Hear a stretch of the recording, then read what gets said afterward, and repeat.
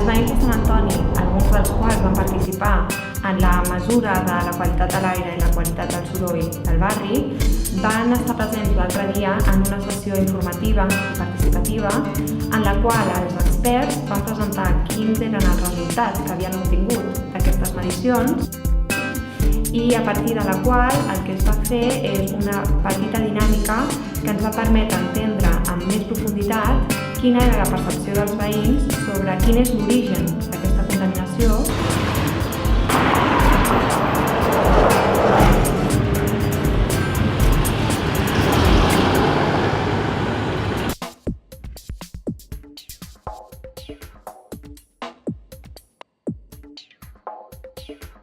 Principalment es van identificar dues problemàtiques. La primera és el soroll i d'altra banda la pols. Es va identificar que hi havia molta pols que entrava pels balcons, per les finestres i això va sortir de manera molt recurrent.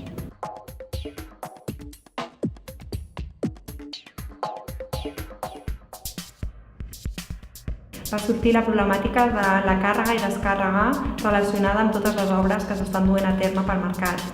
Els motoristes com a causants de contaminació i causants de soroll, les parades d'autobús com a punts de congestió i de generació de soroll, la inseguretat dels ciclistes i peatons i la salut de les persones relacionada amb la contaminació. El conjunt de les propostes que es van proposar pels veïns durant la sessió de co-creació es podrien sintetitzar una mica en 3 línies. La primera línia estaria relacionada amb l'ampliació de la superilla. En aquest sentit, els veïns proposaven la recuperació de l'espai per l'ús de les persones i, d'altra banda, la recuperació de l'espai perquè sigui més verd.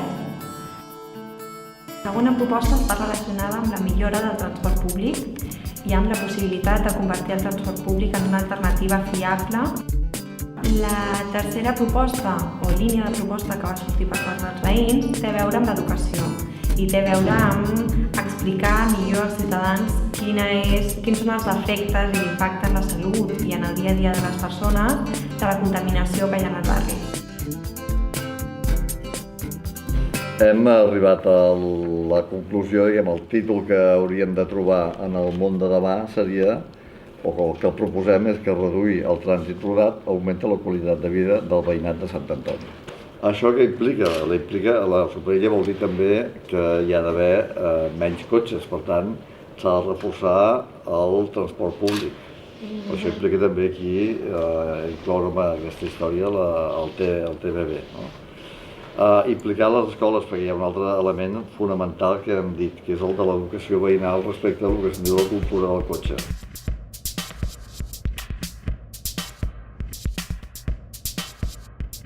Hem realitzat un estudi d'un seguit de casos inspiradors amb l'objectiu d'entendre els aprenentatges, les barreres i les oportunitats que es van trobar les persones que van dur a terme aquests casos en les diferents ciutats.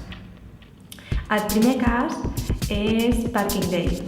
Parking Day és una iniciativa que va néixer a San Francisco amb l'objectiu que els ciutadans poguessin reclamar un ús diferent de l'espai públic. Amb aquesta voluntat el que vam fer va ser, durant un dia, ocupar diferents places d'aparcament de la ciutat amb diferents activitats. Amb aquesta acció el que es volia era denunciar quin és el nivell d'ocupació de l'espai públic que tenen els cotxes i, d'altra banda, posar de manifest la voluntat de recuperar aquest espai públic per l'ús ciutadà. Un altre dels casos inspiradors que hem estudiat és el cas de Pack Station. El cas de Pack Station va iniciar-se en la ciutat de Mainz i de Dortmund, a Alemanya, i aquest és un cas molt interessant relacionat amb l'entrega i recollida de paquets. El 40% dels paquets que s'entreguen són entregues fallides, perquè s'entreguen durant les hores en les quals les famílies no estan disponibles. L'objectiu d'aquesta iniciativa era reduir el nombre de trajectes fallits per part de les empreses que es dediquen a fer aquest tipus d'entregues. Així doncs, la proposta va ser posar un seguit de màquines automàtiques en punts claus molt cèntrics de la ciutat.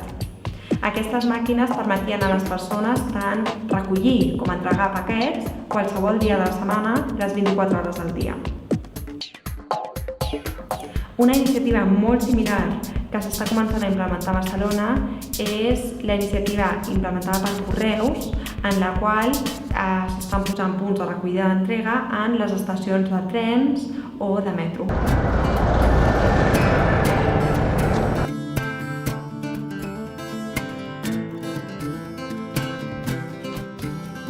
Gràcies al treball realitzat amb els veïns de Sant Antoni, hem arribat a la conclusió clara que els veïns perceben que hi ha una necessitat de reduir la quantitat de contaminació que hi ha en el barri, ja que menys contaminació és més salut.